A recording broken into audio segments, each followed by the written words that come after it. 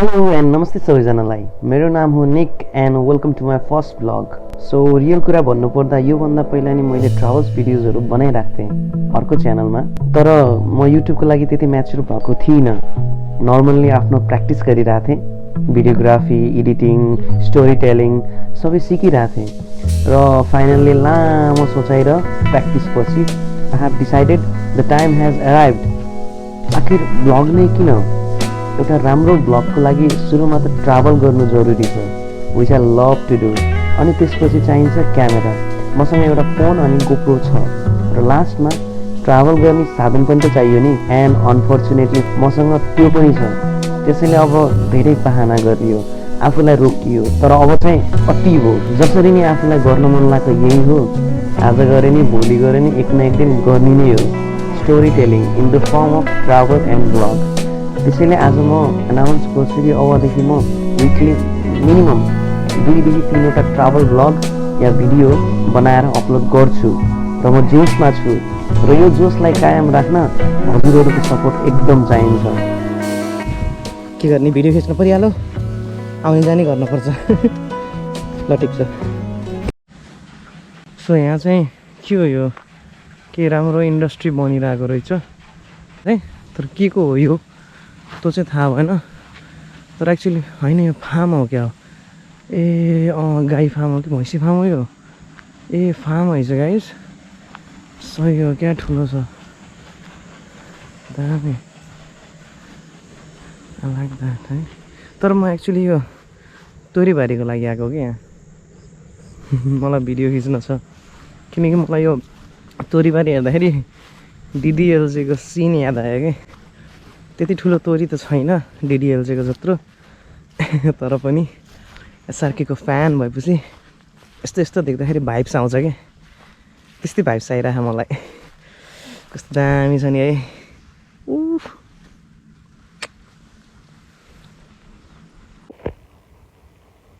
जताततै मौरी नै मौरी छ कि तपाईँले देख्न सक्नुहुन्छ कि होइन तर मैले चाहिँ देखिरहेको छु सो मौरीहरू रस खान आँखा तोरीको सही हो यो त हेभेन हो तिनीहरूको लागि है हेर्नु त एउटा एक्ज्याक्ट मौरी भेटिनँ क्या मैले यहाँ छ कहाँ तर लास्टै धेरै मौरी छ यार म यहाँ धेरै बेर बस्नुहुन्न नत्र मौरीले मार्छ मलाई त्यसैले यो स्पेशल जर्नीको सुरुवातको लागि हजुरहरुलाई आज म स्पेशल ठाउँमा लिएर जाँदैछु त्योभन्दा पहिला बाइक चिटिक्क पारौँ है त.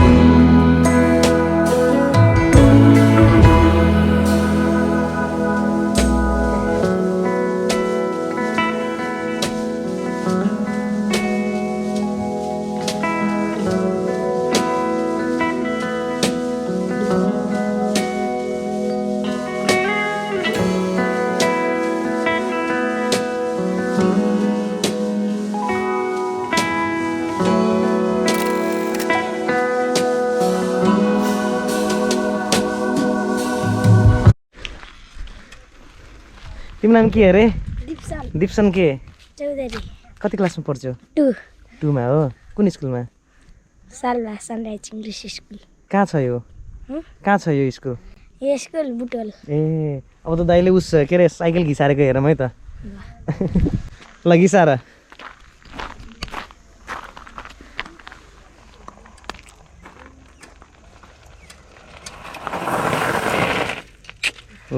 अब अझै यहाँ म बस्छु तिमी यहीँ घिसार म यहाँ बसेँ अब अझै नजिकबाट म यसो बाइकको बिरुल खिच्न आएको थिएँ ठ्याक्क भाइहरू नजिकै रहेछन् मलाई हेल्प नि गरे सर्टहरू लिन र यस्तै सानो सानो मोमेन्टले नै हजुरलाई खुसी बनाउँछ के।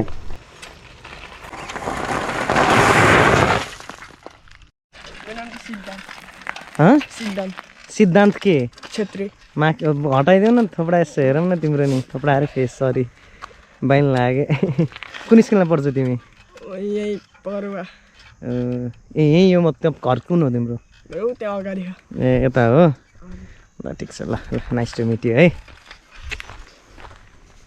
सो अब चाहिँ त्यो स्पेसल ठाउँ जाम है त।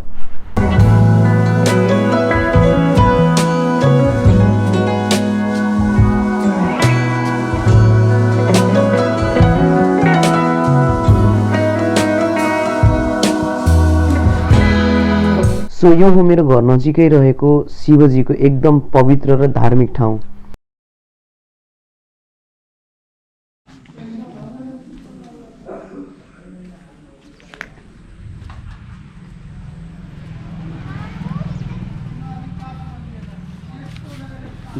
बोलबम जहाँ नेपाल र भारतका सबै ठाउँबाट भक्तजनहरू आउनुहुन्छ र म एउटा हिन्दू भएको हुनाले आफ्नो धर्म र संस्कृतिप्रति एकदम आस्था राख्छु।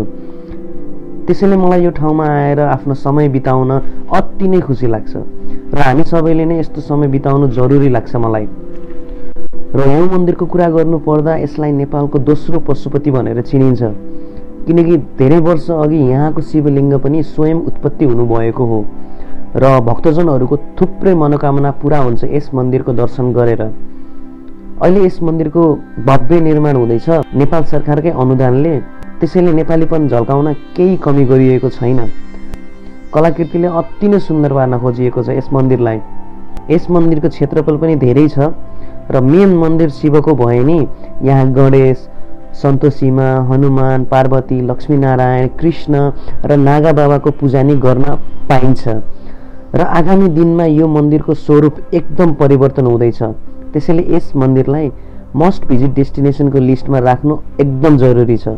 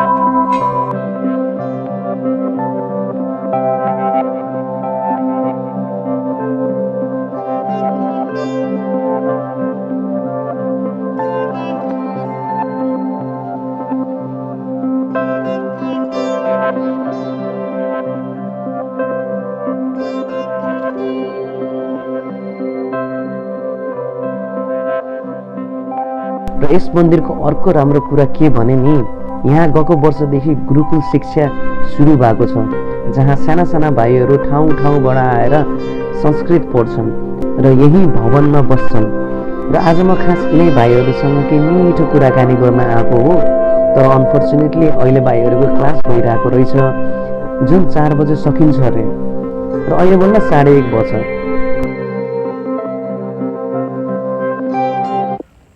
र यो मन्दिरको साइडमा ठ्याक्कै एउटा आँपको बगैँचा छ के मलाई आँप भनेपछि अति मनपर्छ है। यो बगैँचा धेरै वर्ष अगाडिदेखि छ क्या यहाँ। अब कतिवटा रुखहरू छन् यहाँ त मैले गने छैन है। तर जब जब आँप फल्ने मौसम हुन्छ नि तब यहाँ आएर चाहिँ तपाईँहरूले आँप किन्न चाहिँ सक्नुहुन्छ। र आँपहरू पनि एकदम रसिलो हुन्छ क्या, यस्तो मिठो, सधैँ खाम जस्तो हुने आँपहरू फल्छ क्या यहाँ। त्यही भएर प्रत्येक वर्ष जस यहाँ सैनामैना बासिन्दाहरू चाहिँ यहाँको आँप चाहिँ चाख्न पाउनुहुन्छ, जो यहाँ किन्न आउनुहुन्छ। अब ऊ त्यहाँ चाहिँ एउटा सानो घर छ है, उहाँले चाहिँ यहाँको सबै रेखदेख गर्नुहुन्छ टक्क। अनि आँप जब फल्छ नि उहाँहरूले बटुल्नुहुन्छ, अनि त्यही हो आफ्नो जीविका पार्जन त गर्नु पऱ्यो। त्यही भएर रेखदेख पनि गर्ने अनि त्यसैबाट आम्दानी भएको उहाँहरूले राख्ने गर्नुहुन्छ, जुन राम्रो कुरा हो। लास्टै ठुलो हो क्या, लास्टै ठुलो उही पछिसम्म छ है। तपाईँहरूलाई अलि राम्रोसँग देखाउन गाह्रो हुन्छ तर छ, लास्टैसम्म छ। 1.5 hours later.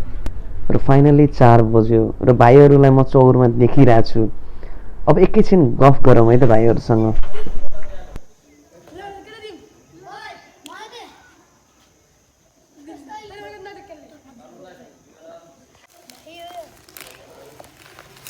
म यत्तिकै भिडियो गर्न आएको क्या तिमीसँग गफ गर्न, नलजाऊ न, केही हुन्न। यहाँ आऊ त तिमी, यहाँ न तिमी, यहाँ आऊ न, केही हुन्न क्या। म ल मेरो घर रानी बग्या हो, म सानोदेखि हुर्केको ठाउँ हो यो। मलाई त यत्तिकै भिडियो गर्न मन लागेर पो र सबै यहाँ मैले मन्दिर होइन 8+ हो यहाँ। तिम्रो नाम के हो? हिमाल के तिमिल सिना? कहाँ हो तिम्रो घर? कति भयो तिमी यहाँ पढ्न लाग्यो? 1 वर्ष हो। कस्तो लागिरहेको त्यहाँ माहौल? रमाइलो लाग्दैछ। सही हो नि होइन, संस्कृत पढ्नुपर्छ है। घरको मम्मी बाबाको याद त हुन्न हो, याद आयो भने पनि हाम्रो लागि आएको भन्नुपर्छ है। होइन मैले राम्रोसँग भनेको भिडियोको लागि होइन। सही हो क्या, मलाई त्यही भएर त म तिम्रो लागि खिच्न आएको, मलाई दामी लाग्छ क्या। ल ठिक छ, यहाँ पसेर लुकिहाल्नु। ल ल ठिक छ ठिक छ। मेरो नाम सन्देश ढकाल हो। सन्देश ढकाल, कहाँ हो तिम्रो घर? मौराटाडी। मौराटाडी कता पर्छ यो मौराटाडी? नवलपरासीतिर हो। सही हो, ल ठिक छ, राम्रोसँग पढ। तिम्रो कस्तो यो क्लास अनुसार हुन्छ? हाम्रो स्कुल जस्तो हुन्छ। 6 क्लास। तिमी 6 क्लासमा हो? ए 1 क्लासदेखि 10 क्लाससम्म हुन्छ कि? कसरी हुन्छ 1 क्लासदेखि? 6 क्लास 5 क्लास बाहिर पढेर आएर 6 क्लासदेखि पढ्ने। ए बल्ल 6 क्लासदेखि यहाँ सुरु हुने हो। तिमी कति क्लासमा? म 6 मा हो यहाँ। ए 5 पछि यहाँ आउने हो बल्ल पढ्न, 10 सम्म यहीँ पढ्ने। पुरै संस्कृतै हुन्छ? संस्कृत नेपाली संस्कृत। त्यही त होइन, अब हेर हाम्रो पालामा यस्तो थिएन है, त्यसको लागि टाढा जान पर्थ्यो, नत्र मेरो मम्मीले पनि पढाउनुहुन्थ्यो होला। तर त्यही भएर मलाई आजकल चासो लाग्छ क्या होइन। त्यही तिमीलाई भेट्न आएको म। मेरो घर रानी बग्या हो। तिम्रो नाम भन? आकाश तिवारी। आकाश तिवारी। घर कहाँ हो? लुम्बिनी। लुम्बिनी। ए यहीँ लुम्बिनी यता भैरवा। ठिक छ। कति भयो तिमी आएको? 1 वर्ष। 1 वर्ष हुन त अब यो खोलेकै 2 वर्ष हुन लाग्यो बल्ल होइन। तिमीलाई ढुक्क छौ नि यहाँ? ढुक्की छ। केही समस्याहरू छन् भने भन। छैन नि होइन? सही, राम्रोसँग पढ है त। तिम्रो नाम के हो? अमृत भुसाल। ए नलजाऊ, केही हुन्न, म दाइ नै हो तिम्रो। उता क्रिकेट खेल्दै हुनुहुन्छ सरहरू।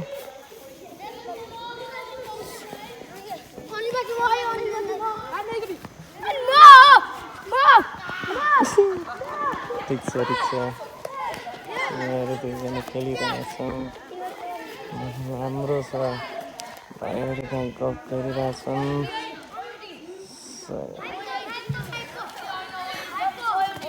तिमीलाई क्रिकेट मनपर्छ कि के? क्रिकेट मनपर्छ? सही खेल्छौ? सही हो, राम्रोसँग पढ अनि त्यसपछि क्रिकेट पनि खेल्नुपर्छ।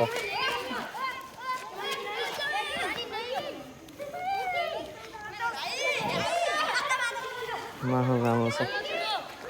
ल भाइहरू बाई बाई, सबले बाई बाई गरिदेऊ त। ल भन न। So after having a great talking session with these little brothers, मेरो नि घर जाने बेला भयो। म पछि नै भाइहरूसँग आएर अझै थुप्रै टाइम दिनेछु र आज यो फर्स्ट भिडियो हो, त्यसैले धेरै लामो नगराम। अनि अर्को एउटा कुरा के भने नि, अझै मलाई क्यामेरामा फेस देखाएर बोल्ने बानी ला छैन। रेकर्ड गर्दै बोल्न त बोल्छु, तर आउने भिडियोहरूमा फेस देखाउँदै भ्लग गरेको हेर्न चाहनुहुन्छ भने भिडियोलाई लाइक गर्नुहोस्, सेयर गरेर सबैलाई यो भिडियो देखाउनुहोस् र यो च्यानललाई सब्सक्राइब नै गर्नुहोस् ताकि म अझै मोटिभेटेड हुम र यस्तै राम्रो राम्रो भिडियो बनाएर हजुरहरूलाई देखाउँ। छिटै अर्को भिडियोमा भेट्ने नै छु। Till then take care and keep smiling.